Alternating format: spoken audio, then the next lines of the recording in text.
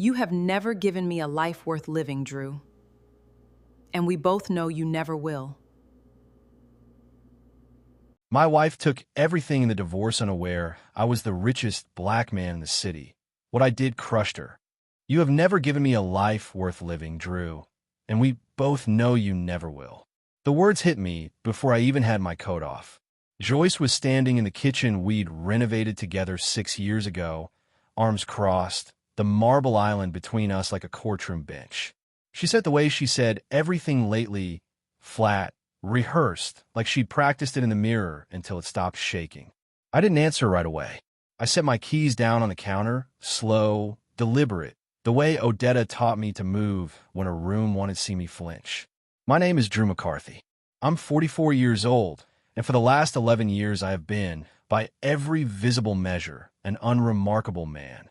A project coordinator, a modest homeowner, a husband who drove a truck with 140,000 miles on it, and never once raised his voice. Not even now, not even with that sentence still hanging in the air between us like smoke that hadn't decided where to land. Joyce didn't know what she'd just said. Not really. She thought she was describing a marriage. She was actually describing a decision I made a long time ago, one she never had the security clearance to understand. I grew up in East Point, Georgia, in my grandmother Odetta's house, in a bedroom with a window that didn't close all the way in winter. She cleaned office buildings downtown for 3 decades, came home every night smelling like industrial floor polish and dignity, and she used to sit me down at that kitchen table and tell me the same thing over and over until it became scripture. Money talks quietest when it's real, baby. The people who need everybody to see it usually don't have it. The people who have it don't need you to see anything at all. I believed her before I understood her. Now, standing in my own kitchen while my wife told me I'd never given her a life worth living, I understood her completely. Say something, Joyce said. I looked at her for a long moment. There was a version of this conversation where I corrected her, where I told her exactly what she was standing in the middle of, exactly what her name was legally still attached to, exactly how far from true her sentence actually was. I didn't say that version. Okay, I said instead, and I walked past her toward the hallway, past the framed photo of us at Tybee Island in year 3, back when I still thought she wanted to know me and not just what I could visibly provide. In the hallway closet, behind the winter coats she never wore, because she said they made her look budget, there's a drawer built into the baseboard. Nobody in this house has ever opened it except me. Not Joyce. Not the contractor who installed it, because he installed 6 identical ones in 6 identical spots and was paid in cash to forget which house was which. I didn't open it that night. I just stood there a moment in the dark of the hallway and let myself think about what was inside it and what was about to start. Please, before I continue, kindly like, share, and subscribe for more interesting stories. The papers came on a Tuesday, delivered to my office by a process server who asked for me, by my full name in front of coworkers who only knew me as the quiet guy from procurement. I signed where the tabs told me to sign. I thanked him. My hands didn't shake, and that surprised even me, because somewhere underneath the calm, there was still an 11-year marriage dying on a clipboard. I walked back to my desk, sat down, and made one call, not to a friend, but to a number saved under a single letter. "It's time," I said, and hung up before he could ask why now. Odetta used to say a man who explains himself too early has already lost the room. I sat there afterward and thought about the first time I ever hid something from Joyce, not out of cruelty, but out of instinct, the same instinct that told a boy in East Point never to let anyone count what you have until you're ready for them to. The paper sat on my desk, official, cold, correct. Somewhere in a drawer at home, a folder waited that would make all of it irrelevant. I closed my laptop and didn't cry. And that, too, surprised me. Months before the papers came, I noticed the browser history Joyce forgot to close. Divorce Attorneys, Asset Division, Georgia is an equitable distribution state. She never knew I saw it. I didn't confront her. Instead, I made small, precise moves, the kind Odetta would have approved of, quiet as breath. I called Reggie, my attorney of 15 years, and told him only what he needed. Accounts were retitled. Documents were dated properly, years in advance, the way Reggie always insisted. I remember being 9 years old, watching my mother and father's divorce unravel loudly, publicly, expensively, and Odetta telling me that's what happens when people fight with their mouths instead of their paperwork. I wasn't going to repeat their mistake. At home, I said nothing. I fixed a cabinet hinge. I ate dinner across from a woman already planning her exit, and I let her plan it because I already knew the ending she couldn't see. That night, I closed my laptop, sat in the dark of my study, and thought about the folder in the drawer, still unopened, still waiting, still the only witness to everything I'd built without her ever noticing. Reggie Thompson's office in Midtown looked the way it always did, organized to the point of obsession, case files labeled in his own handwriting, a leather notebook he trusted more than memory itself. 61 years old, born in Savannah, Reggie had represented my holdings for 15 years without a single leak, a single slip, a single moment where discretion cracked. "You remember the Hutchins case," he said, not looking up. I did. A client's entire estate protected from a hostile claim, using nothing but paperwork filed years before anyone thought to look. "The last thing you say in a negotiation," Reggie told me, sliding a folder across his desk, "is the first thing you should have written down." I understood him completely. Everything Joyce's attorneys would eventually argue, Reggie had already answered, years in advance, in ink, in filings, in trust she never knew existed. I thought about Odetta again, how she never trusted a promise that wasn't written down somewhere permanent. Reggie closed the folder. "Joyce arranged a dinner that week," he asked, and that's where I met Chad Sullivan. Readiness wasn't really the question anymore. 38 from Charlotte. The question was whether Joyce was ready for what she'd already said. He talked about a car he was leasing like he owned it outright, a real estate deal that had actually collapsed months earlier, dropped casually like a business card. Joyce watched him with the kind of admiration she used to reserve for things she thought I'd never give her. I sat there and felt something unexpected. Not anger, not humiliation, but a quiet, settled amusement, the specific calm of a man who has seen this exact performance before and knows exactly how it ends. I thought of every broker, every borrowed watch, every leased car parked outside a rented house staged for photographs. Odetta used to call men like that show, without shelter. Chad kept talking. Joyce kept nodding. I kept eating, unbothered, because I already understood something neither of them did. That performances cost money you don't have, and silence costs nothing at all. Sunday came quiet, the way Sundays always did before everything changed.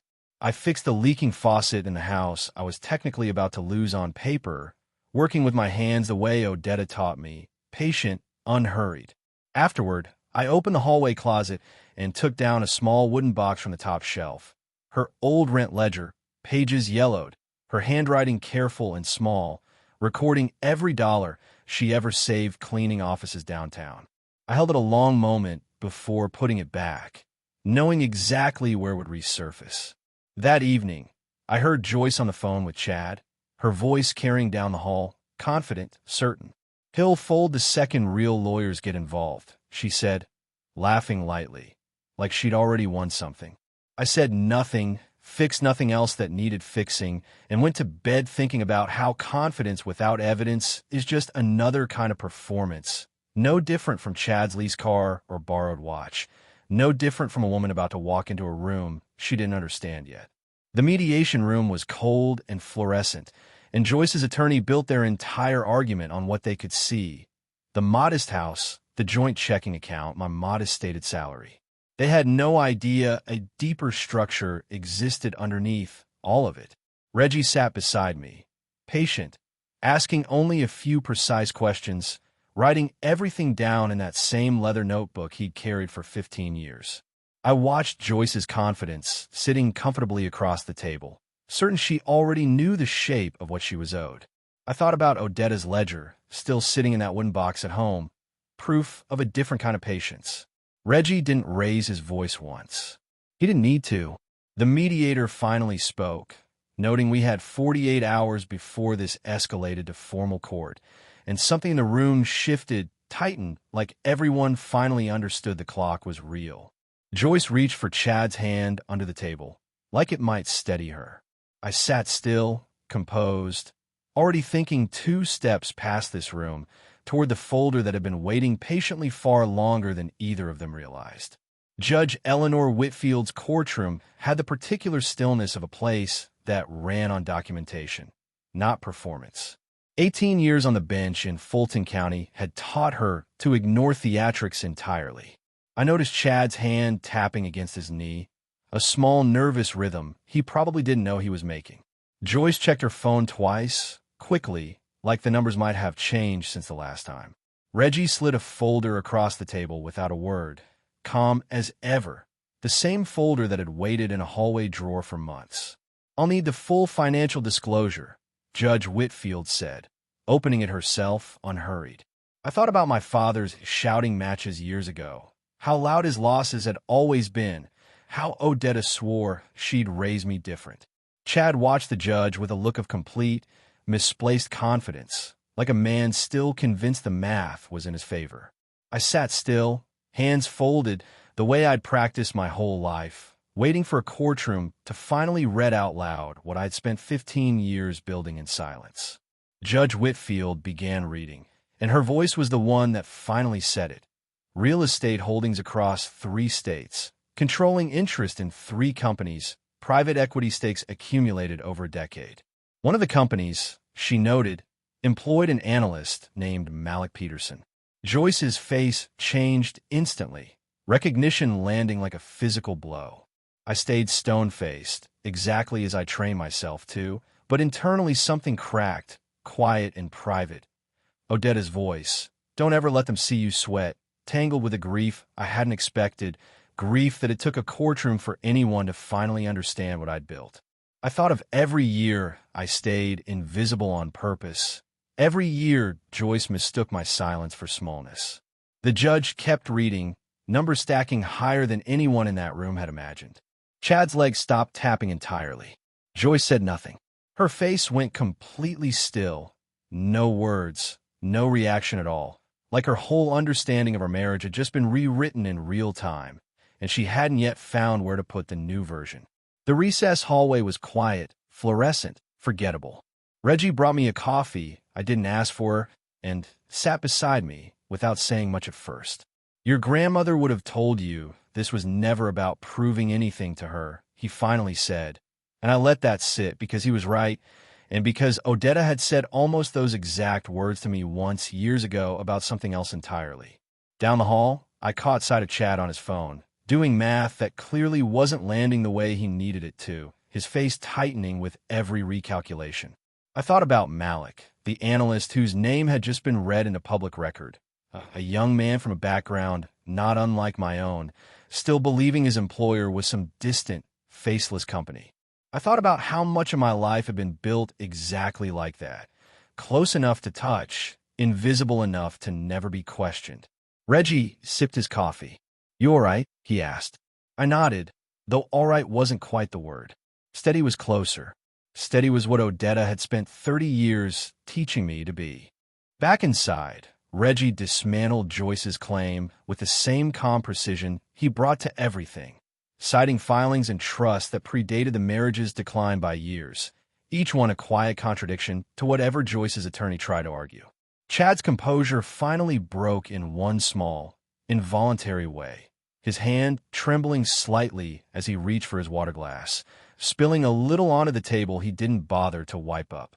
Joyce watched him fumble and said nothing, like she was seeing him clearly for the first time. Reggie closed with a line I recognized instantly, one he'd said to me years before in his office. "Build in silence," he said, "so no one can take what they never knew existed." I thought of Odetta's ledger, her decades of quiet saving, the philosophy that had shaped every decision I'd ever made. Judge Whitfield nodded along with the filings, unmoved by anyone's performance. Exactly the kind of authority Odetta always said mattered most, the kind that only cared what was written down, dated, and true. The settlement closed clean and fair, Joyce receiving reasonable support, no claim to the estate she never knew existed. That evening, I sat alone with Odetta's old rent ledger, the one from the wooden box, running my thumb over her careful handwriting, decades of quiet discipline recorded in faded ink. I thought about the words Joyce said in our kitchen months ago, that I'd never given her a life worth living, and I finally let myself agree with her, just not the way she meant it. I had given myself a life worth living first, quietly, patiently, the way I was raised to, long before I ever gave anything to her. I thought about Malik, still working hard for a company he didn't know I owned, still building the same invisible foundation I once built myself. I thought about East Point, about my grandmother's window that never fully closed, about every lesson she gave me at that kitchen table. Money talks quietest when it's real, she used to say. Sitting there with her ledger in my hands, I finally understood I hadn't just survived my marriage's ending. I had honored the only inheritance that ever truly mattered.